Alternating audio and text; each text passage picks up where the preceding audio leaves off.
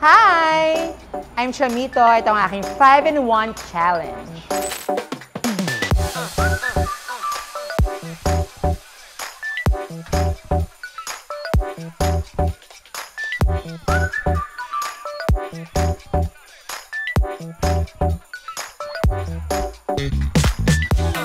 Siyempre, pagkain.